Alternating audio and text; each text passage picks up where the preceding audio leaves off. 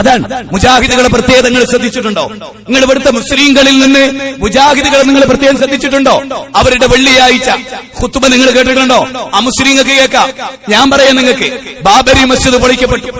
ഒരു കരസേവകൻ, ഒരു ഹിന്ദു സഹോദരൻ ഒരു കർണാടകയിൽ നിന്ന്, ഇതാ നിങ്ങളുടെ ഈ കർണാടകയിൽ നിന്ന് UAE പോയി നാട് വിട്ടുപോയതാ.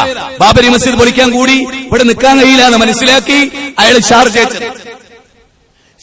ചെന്നിട്ട് അവിടെ ഒരു മുസ്ലിം പള്ളിയുടെ സമീപത്ത് അദ്ദേഹത്തിന് ജോലി.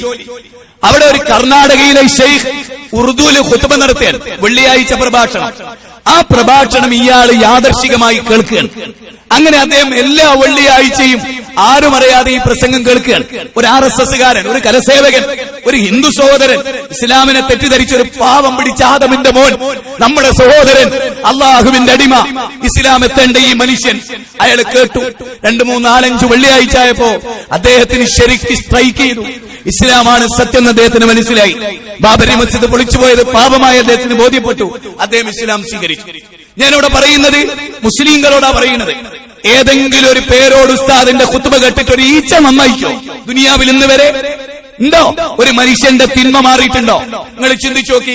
50 കൊല്ലം സുന്നി പള്ളിയിൽ അറബിയിൽ ഖുത്ബ കേട്ട ഒരാളോട് നിങ്ങൾ ചോദിക്കി, നിങ്ങളുടെ ജീവിതത്തിൽ 5 കൊല്ലം മുമ്പുള്ള എന്തെങ്കിലും ഒരു തിന്മ ഇപ്പൊ ഇല്ലാതായിട്ടുണ്ടോ? ഇല്ല. എന്തെങ്കിലും ഒരു പുതിയ നന്മ ഉണ്ടായിട്ടുണ്ടോ? അതുമില്ല. കാരണം അവിടുന്ന് ഒന്നും കൊടുത്തിട്ടില്ല. എന്റെ പ്രിയപ്പെട്ടവരെ, ഒരു രോഗി ഡോക്ടറെടുത്ത് എന്നിട്ട് മരുന്ന് അയാൾക്ക് ഫലപ്പെടുന്നില്ലെങ്കിൽ ആ ഡോക്ടർ എന്തിനാ പ്രിയപ്പെട്ടവരെ ഒരു ഖത്തീബിന്റെ മുമ്പിൽ വെള്ളിയാഴ്ച മുസ്ലിങ്ങൾ പഞ്ചപുച്ഛമടക്കി നിന്നിട്ട് അവർക്കൊന്നും കിട്ടുന്നില്ലെങ്കിൽ അൽ ഉലമാഉ ശർറു മൻ തഹ്ത ഹദീമിസ് സമാ, റസൂൽ പറയാണ്, ഒരു കാലം വരും, എന്റെ ഉമ്മത്തിന് ഒരു കാലം വരും, വലിയ പള്ളി ഉണ്ടാകും അവർക്ക്, ജനങ്ങൾ നിറഞ്ഞൊഴുകും പള്ളിയിൽ, പക്ഷെ ഒന്നും അവർക്ക് ആ പള്ളിയിൽ നിന്ന് കിട്ടൂല. അവരുടെ ഉസ്താദുമാർ ഏറ്റവും നികൃഷ്ടരായിരിക്കും. മുഹമ്മദ് നബി പറയാ കിട്ടിയോ? നേരെ മറിച്ച് ലോകത്തിലെ ഏറ്റവും വലിയൊരു കമ്മ്യൂണിസ്റ്റുകാരൻ പറഞ്ഞത് എന്താ അറിയോ? മുസ്ലിങ്ങളെ പോലെ വെള്ളിയാഴ്ച ഒരു ജുമ ഞങ്ങൾക്ക് ഉണ്ടായിരുന്നെങ്കിൽ എല്ലാം ചോപ്പാകുമായിരുന്നു. ലോകം മുഴുവനും കമ്മ്യൂണിസ്റ്റുകാരെ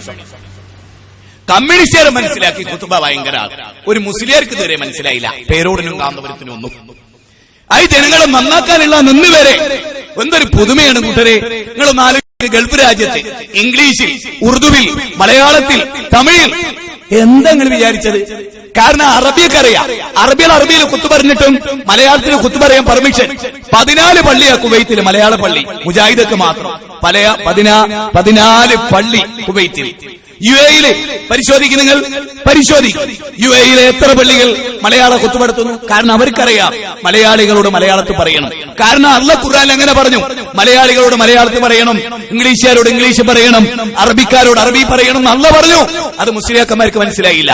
വമാ അർസൽനാ മിർ റസൂലിൻ ഇല്ലാ ബിലിസാനി ഖൗമിഹി ലിയുബയ്യിന ലഹും ഫയുദില്ലുല്ലാഹു മൻ യശാ വയഹ്ദി മൻ യശാ. വിശുദ്ധ ഖുർആൻ 14-ാം അധ്യായം 4-ാമത്തെ വചനം എന്താ പറഞ്ഞതിനർത്ഥം? മനുഷ്യരെ ലോകത്തൊരു പ്രവാചകനെയും അയച്ചിട്ടില്ല. എങ്ങനെയായിക്കൊണ്ടല്ലാതെ? ആ പ്രവാചകൻ ഏതൊരു ഓഡിയൻസിന്റെ മുമ്പിലാണോ വരുന്നത് ആ ഓഡിയൻസിന്റെ ഭാഷയിലായിക്കൊണ്ടല്ലാതെ. നബി ഉഖാലയിൽ അറബി പറഞ്ഞു, ദുൽമജാസിൽ അറബി പറഞ്ഞു, മജന്നായിൽ അറബി പറഞ്ഞു, ഭാര്യമാരോട് അറബി പറഞ്ഞു. പിന്നെ അതേ ആളുകള്, അതായത് വീട്ടില് നബി അറബി, റോട്ടില് നബി അറബി, എല്ലാരോടും അറബി പറഞ്ഞു. ആ ആളുകൾ പള്ളിയിൽ വന്നിരിക്കുമ്പോ പിന്നെ ഓരോട് അണ്ണമാറുകളെ, ചൈമാറുകളെ എന്ന് അണ്ണാച്ചി ഭാഷയില പറയാ. ആണോ? അവിടെ ഓരോട് അറബി എന്ന് പറയും, അല്ലാതെ കൊങ്കിണിയ പറയാ. അവിടെ ചെങ്ങായി ഒരു കൂട്ടരോട് ജീവിതത്തിൽ മുഴുവൻ അറബി പറഞ്ഞൊരു മനുഷ്യൻ. ആ അറബികൾ തന്റെ മുമ്പിൽ വന്നിരിക്കുമ്പോ ഖുത്ബ മാത്രം മലയാളത്തിൽ പറയേ. ഇനി സുന്നികളുടെ വാദപ്രകാരം നിങ്ങൾ നോക്കി, ഇവരുടെ ഒരു വിവരക്കേട് നിങ്ങൾ നോക്ക്. ഇനി പേരോട് ഉസ്താദ് മുജാഹിദുടെ ചീത്ത പറയല് എന്തിലാ? മലയാളത്തിൽ. എന്താ അറബിയാക്കാത്ത? നബി കുറച്ചൊക്കെ മലയാളത്തിലും കുറച്ച് ഖുത്ബ മാത്രം അറബിയിലും ബാക്കിയൊക്കെ മലയാളത്തിലായിരുന്നു. നല്ലല്ലേ നിങ്ങൾക്ക് മലയാളത്തിൽ? നബി ജീവിതത്തിൽ എല്ലാ പ്രസംഗവും അറബിയിൽ. നിങ്ങൾ എന്താ അറബിയിൽ എടുത്തത്? ഇനി നിങ്ങൾക്ക് അഭിപ്രായം ഉണ്ടോ? നബി ബാക്കി നടത്തിയ ഖുത്ബയൊന്നും ഇബാദത്തല്ല, പുണ്യമുള്ള, അത് നിങ്ങളൊന്ന് പറയണം.